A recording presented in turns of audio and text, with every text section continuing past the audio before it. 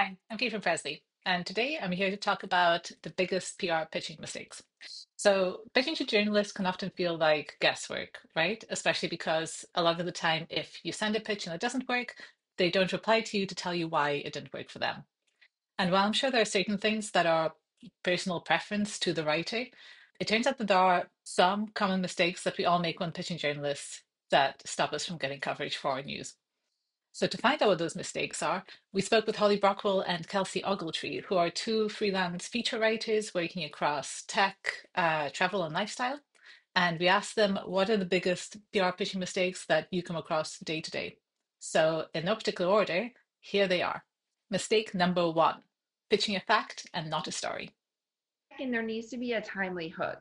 Just because something exists doesn't mean it's a story. Like, why is it worth covering now? What is the actual idea? Like, just telling me about like a company or a person or a thing is not a story idea. I want to know, like, what is the unique take on it? Okay, so always include an angle in your story. Startups in particular get this wrong all the time because they seem to think that just the mere fact of their existence is news enough. It isn't. You need to craft a narrative around your news that demonstrates why people should care about it.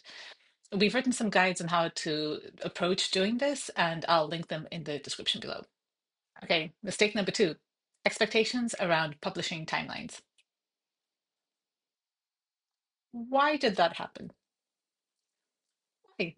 Um, I think that one of the biggest mistakes that I see from PR is that just sort of like their expectations around how long stories take. And this might be completely different than the type of writing Holly does, but for me, I mean, story like you can introduce yourself to me and tell me about a client, and I might have the perfect fit for you 2 weeks from now, or it might be 2 years from now.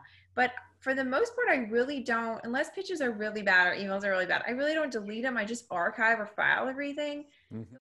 Okay, so that's a really interesting point, right? So if Kelsey archives your pitch and then goes looking through her inbox 6 months, 12 months down the line for a relevant story, she'll probably use specific keywords to try and find things relevant to the story she's trying to tell.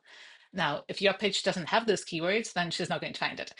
So that's something to keep in mind when you're writing your pitches, when you're writing your press releases, always include terms that are super relevant to your news. Okay, that brings us to mistake number three, using subject lines that have nothing to do with the story. And then subject line, like I think you really need to get in, like consider that, at least in like in the United States, like a lot of people are on Gmail for freelance writers. Like if your subject line doesn't fit on the initial screen, like if it gets cut off, that's not good. Like you need to put it in like 7 words. And I like it when people will just say, like, hey Kelsey, pitch for whatever, like, and just use, like in the journalism world, we call things slugs, and that's like a few words to describe what a story is about. Like just say this idea on the slug, like ways to do this, or like, you know, something that like instantly gives me an idea of what it is. Like I hate subject lines that'll be like, hey, quick question for you. It's like, what is this about? Like I'm never, just be as specific as possible and concise as possible in your subject line. And, if there's any keywords in there, make sure to get those in. Yep, that's pretty straightforward. Keep it concise and say what you mean. Next mistake. Okay, mistake number four, sending media assets as email attachments. Yes, and I absolutely loathe email attachments. Like, I mean, people try to send, like, I think the worst phrase anyone could ever say is, I'm going to send a bunch of emails because the files are so big. And then I get 20 emails with one photo each. Like, that is like, I don't understand. That blows my mind. Yeah, so that's a big no-no to attaching lots of files to emails. So what can you do instead? Well, you can use an online service like Prezly to host all of those media assets online. And especially if you're using the same tool to send out your pitches, you can then really easily just embed those assets in the pitch and not worry about it ending up in spam. We actually have a related video on how to set up online media kits, which is a very similar thing to this. So I'll link that below if you want to have a look. Mistake the fifth, pitching millennials on the phone. No, don't do it. Please don't ever call me ever.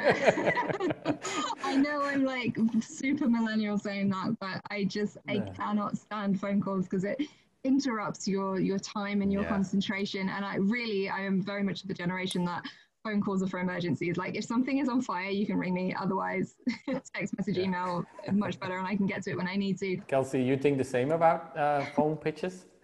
Yeah, I never ever want to get a phone pitched. I mean, I have in the beginning. I used to have my number in my email signature in case something came up, but I started getting so many spammy calls and just calling me out of the blue when I'm trying to work. It's like, send me an email, please. Like, I never want to be Yeah. rude, but phone calls to me are like way too personal for what we're doing and what we're working on. Okay, so for this one, there is some personal preference involved, but even if you are going to pitch someone over the phone, always follow up with an email pitch as well, just so they have something there that they can reference. And now for our final mistake, mistake number 6, that is being a bit creepy when going to personalize your pitch. I think sometimes it's kind of cringy if Yeah. it's really, really, really not relevant, and they're just trying to be like, I'm going to pitch you a camping stove. Why do I get pitches for camping stoves? It's honestly so many. I don't know why, but yeah, it's a bit weird if they're like, okay, I understand that you do tech, and I saw your tweet about your grandma's middle name, and and here's a camping stove. I'm kind of like, yeah, that doesn't really work, but I don't mind if it comes across quite human, like as something that you might say if I met them, at an event or something. If it's the sort of Yeah. thing that says, "Oh, I saw your tweet the other day about, that article you liked, and I like that too," and that's kind of fine. If it feels human, it's okay. But I don't like to feel like I'm being sort of socially engineered, like sort of take thing that person likes, add to email, like dear name kind of thing. I'm not so Yeah. keen on that. Okay, so there's a balance to personalization, right? So you want to show that you understand what the journalist writes about, you get their audience, but you don't want it to sound like you're spending your weekends parked outside their house or like going through their trash. Um, and at the same time, like Holly said, you don't want it to sound super formulaic. So just saying, hey, first name, I really liked this article you wrote. Can you do me a favor? Might not cut it. So there you have it, the top 6 PR mistakes that people make when pitching journalists. Of course, we're all a bit different, so a lot of this will come down to personal preference. And really, like with any relationship, the best thing you can do is to treat your contacts as if they were human beings. And if they tell you that something in particular works for them, listen to it and just shape the way that you pitch accordingly. The final thing you can do is, of course, use software that helps make this process a lot simpler. Software like Prezly. So, for example, Kelsey mentioned that she hates email attachments. You can use a tool like Prezly to host all of your media assets, to sort all of your contact lists, to pitch directly from that tool. And by having all those things in one place, it just makes the whole process a lot easier. If that's something you want to try, we do have a free trial. It lasts 2 weeks, zero obligation. Go give it a go and you can start pitching straight away. And that's it for today. Thank you so much for watching. I'll see you next time. Oh, like and subscribe.